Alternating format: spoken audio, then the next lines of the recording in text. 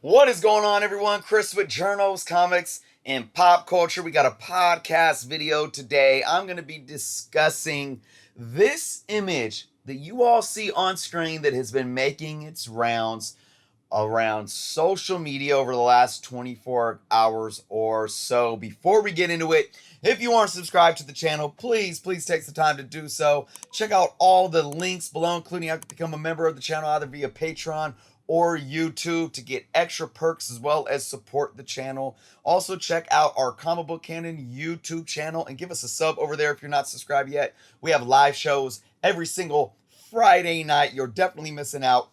All right, so let's just get right into this. The irony of this is something that I just recently talked about, and I think that this type of mentality when it comes to LCSs is spreading, or at least we within the community as collectors think that this type of mentality is spreading. A lot of you watching have probably already seen this image be spread on either Instagram or Facebook and whatnot, but I'm just going to read this to you right now. As you can see, this looks like an LCS store. You see their bins there at the bottom, their back issue bins, and they posted this note. Due to the nature of the speculators market, we reserve the right to check and reprice any and all back issues according to current going value. Boy, oh boy. All right, before I get into my opinion on this, I'm going to make one thing clear. And this is a whole bit of discussion in and of itself, but it has to be stated, and I want you all to be able to critically think about this. This very well could be easily photoshopped. This font that you see here is absolutely a font that could be typed up. Not even, when we say Photoshop these days, it's not just Photoshop that could do simple photo editing like this. It's free apps that you could download on your phone. This could be an image of a store, and they could have whited out that paper and typed this up and put that there, and then allowed it to become viral on social media. I see that all the time, especially when it's things that are relating to politics, and we eat it up without even second guessing the validity of it. All right, so I want to make that clear. This photo might not even be real. It might not even be real. But let's put that aside and let's just look at this hypothetically. Let's look at it hypothetically and just say, what if this was real? Okay. Now, I know shops that do this, at least in part. I did a video not too long ago about a local shop in my area where I went digging through the dirty dollar bins that haven't been, upkept in a very long time. And this beat up, maybe a very good copy, Vision and Scarlet Witch, number 11. It wasn't even one of the key issues. Really beat up. He said, no, I can't. I got to change the price on that. That's $5. You want it for $5? And I talked to you all about how that LCS lost my business for life. I've been going there for 10 years. No more. I'm good. There's another shop local to my area about, 20 minutes or so down the road that has tons of back issues. They're, some of them aren't even bagged and boarded, and they're just not kept up well. And he either doesn't price his books, or they have like old prices on them, and everything you take up to him, he looks up on eBay and whatever he's got on his computer right there and prices them as such. After finding that out, that this store did that 9 years ago, the first time I went in there, after I spent 30 minutes going through the back issues, grabbing a good little stack of maybe 8 or 9 books and bringing them up to the counter, and then realizing that a couple of them that had the stickers on, he wasn't even giving them to me at that price, and he was looking up eBay. I haven't been back. So when folks do stuff like this, personally, for me, I'm not with it. I'm not with it. And I've talked about why. I've said this before. If you have stock and it's on the floor, it should absolutely be priced. You have to run a business accordingly. You, as an owner or your management team or your staff needs to be taking the time to do their due diligence, to do their job, to price their books. Now, let's talk about the nature of the speculators market. The nature of the speculators market is this. We as comic book fans, comic book enthusiasts, comic book collectors, we are hip to the speculators market. We watch the TV shows, we watch the movies, we read the previews mags. We are hip to the announcements of new characters showing up in comic books, or when Kevin Feige announces that there's going to be a Blade movie, or whatever the case may be, or we watch the shows and we stay up till midnight to watch the new episode of WandaVision, and at 12:40 a.m. we're seeing the end credit scene of White Vision showing up. As a comic book store owner or manager or employee, I should be doing the same thing. That way, if I'm up at 12:40 and I see that White Vision, you know what I'm going to be doing as an owner? I'm going to be texting my opening shift and telling them, hey, if there are any West Coast Avengers number 45s out on the floor in the back issue bins, grab them, because boy, those books are shooting up in value with a snap of a finger. Overnight, they're going to go up. Take them back, right? When you get in the next day, you look at what the market's doing and you price accordingly. Then you could put them back on the sales floor. Or guess what? You don't even need to put them back on the sales floor. If you as a comic book store owner think that you're going to earn a higher return, a higher profit on holding those books maybe for a couple of days, and then looking at what the market's doing, you have the right to do that. I know tons of comic book stores that do not put all of their stock on the floor. Sometimes I believe they do this because they might feel that they can gain a larger profit on them by waiting to put them out on the sales floor. But once you put them out on the sales floor, do your work. Do your work. Do what we, the customers, are paying you to do by purchasing, by giving you our money. As the employees, they need to be doing what they are paid to do with their hourly wage. Work. And if there's an ever-changing market, then it's up to you to make sure that your employees are checking what's on the sales floor. And this is what I would do as a sales manager as well, or as a comic book store owner.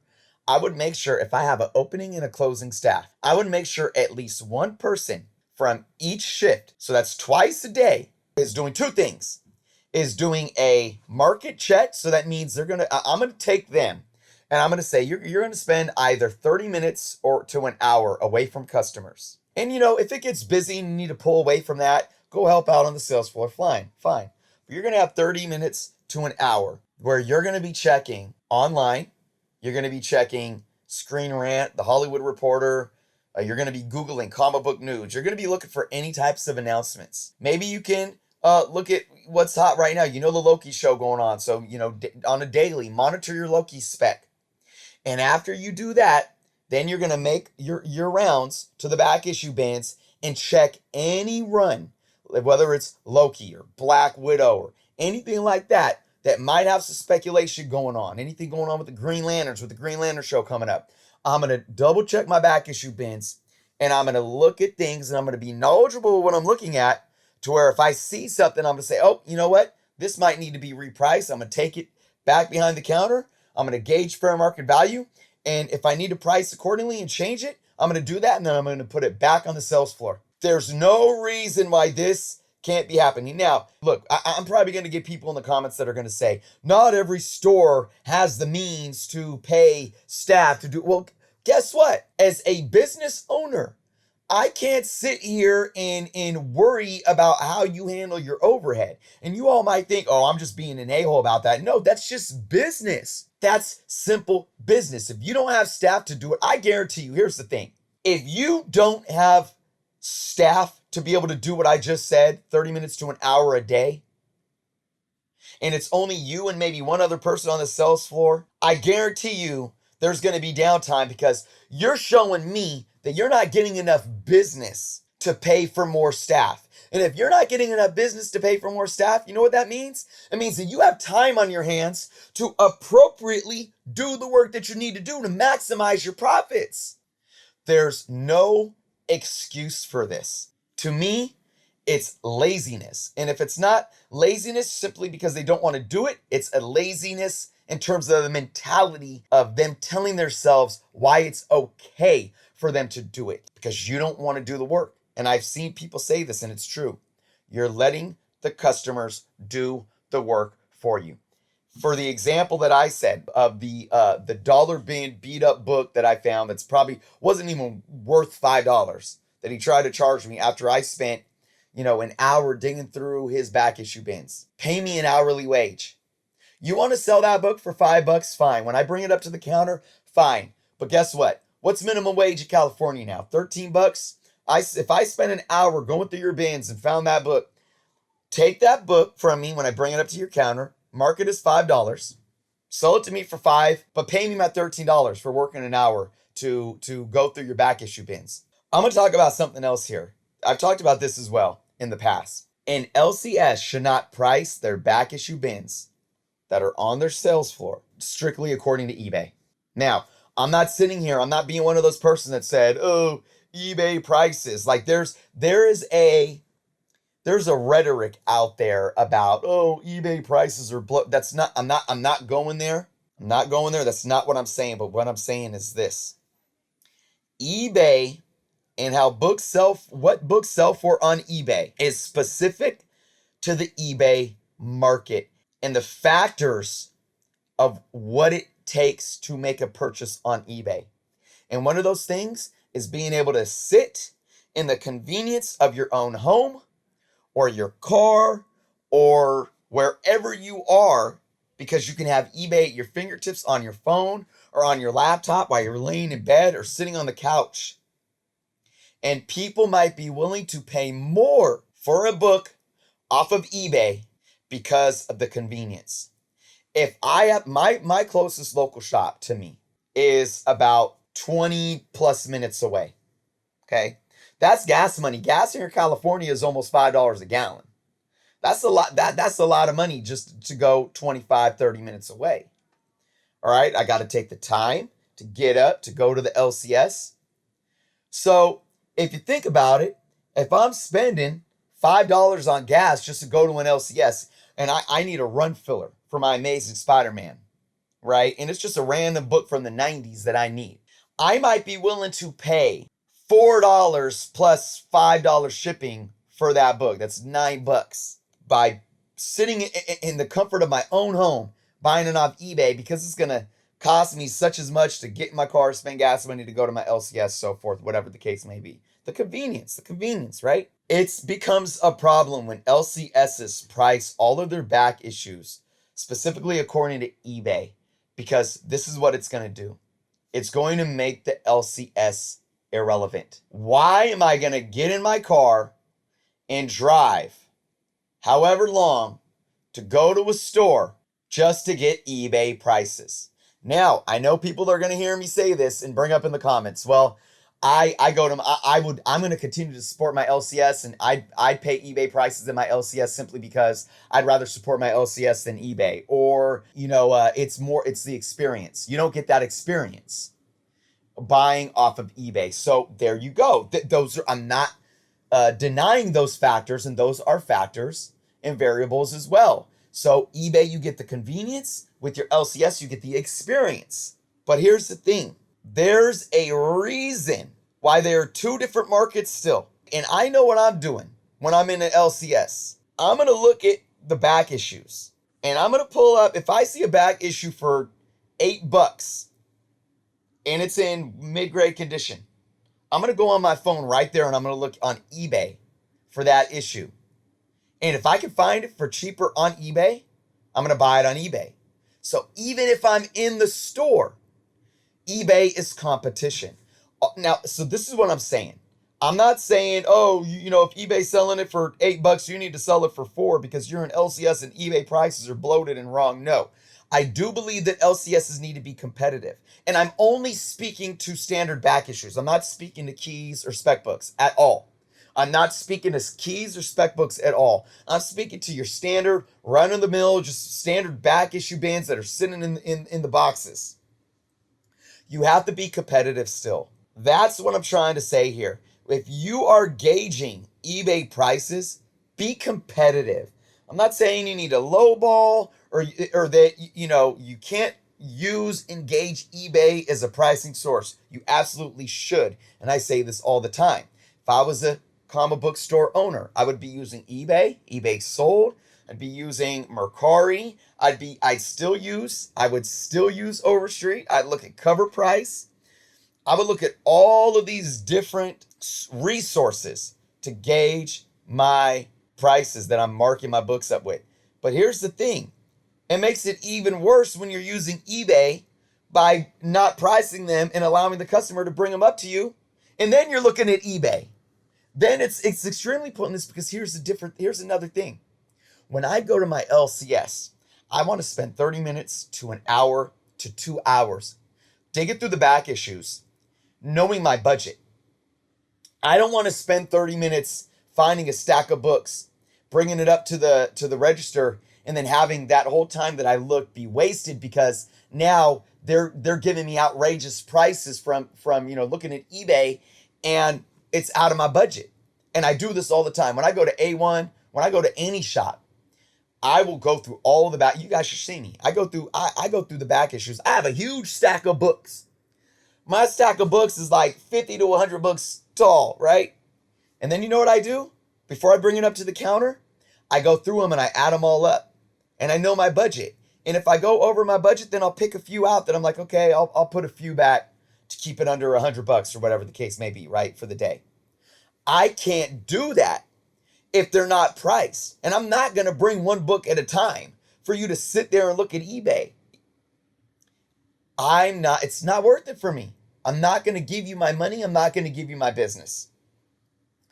The last thing I want to talk about is that this image right here talks about not only are they stating that they're going to price at the register, but they can reprice. Meaning if they already have a book priced, they're going to allow you to bring it up to the register and change that price on you. I made a video discussing about the legalities of that. And although I admitted that the legalities are it's a fine line, and it's hard to really come to a concrete argument of what is legal and illegal.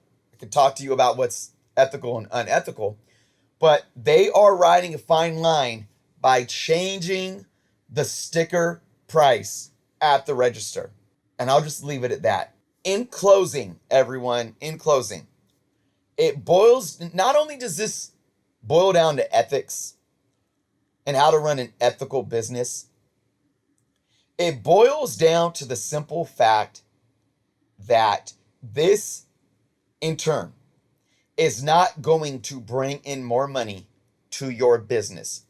And LCS, in the long run, is going to lose money by doing this instead of taking the time to be proactive and pricing their books accordingly that are on the floor. And when I saw this posted on Instagram, I made a statement. I said, this is how this should be stated. It should state something along the lines of this. Due to the nature of the speculators market, we are going to do our due diligence to make sure we're on top of pricing and repricing our books that are on the floor to make sure that we are, one, maximizing our profits, and two, being courteous to our customers and allowing them to shop at ease so they are aware of the prices that they are paying for the books. This isn't about being mad at speculation. It's not about wanting to grab copies of books for way under fair market value. It's not about getting over on your LCS. No, it's about running a fair, sound, ethical business and running a business that's going to, in the long run, be more profitable. Because guess what? Like I just said, you can maximize your profits by being proactive and making sure you and your staff are pricing books accordingly and staying on top of it. I have no problem as a collector going into the comic book store the next day, and if I'm looking for West Coast Avengers 45 right after White Vision showed up, and paying the current fair market value. But I do have a problem. Going into a shop, seeing a book that's marked for $4, bringing it up to the register, and them saying, "Nope, sorry, I gotta pay. This book's been selling on eBay. I gotta charge you $20 for that." You should have changed the price. And before I go, I'm gonna say one more thing. I'm gonna bring this up again. It's the first time I ever went to this comic book store, Comics and Collectibles, in South Sacramento. And he told me where all the 50-cent books were. And I went and grabbed a bunch. And I guess because they had a leak recently, he had moved a box of comics that were not priced yet that were supposed to go in the standard back issue bins. He moved it under right next to where the 50-cent books were. I grabbed some Bronze Age G.I. Joe or Bronze and Copper Age G.I. Joe. I grabbed some Bronze Age Iron Man, Power Man, and Iron Fist. And he said, "Oh man, where were these?" He was like, "Oh," and he explained to me that they weren't meant to be there. And you know what he did? He charged me 50 cents for them. Still, I didn't want him to. When he told me that, I thought he was going to charge me the standard price, and I was okay with it.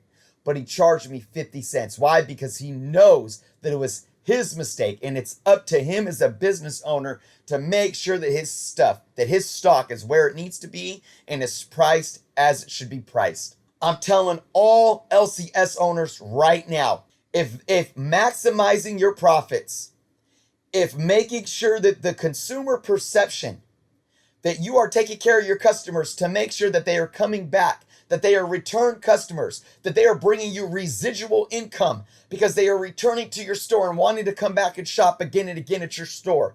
It is going to benefit you in the long run to price your books accordingly and making sure you and your staff are monitoring the books on your sales floor and pricing to current fair market value, and that it's up to you all to make sure that you are staying on top of the speculators market and not waiting for a customer to spend an hour or two in your store to bring a couple books to where you take 2 minutes to look on eBay and say, "Nope, I'm going to sell you what I have marked at $4 at $30 because, oh well, eBay told me so."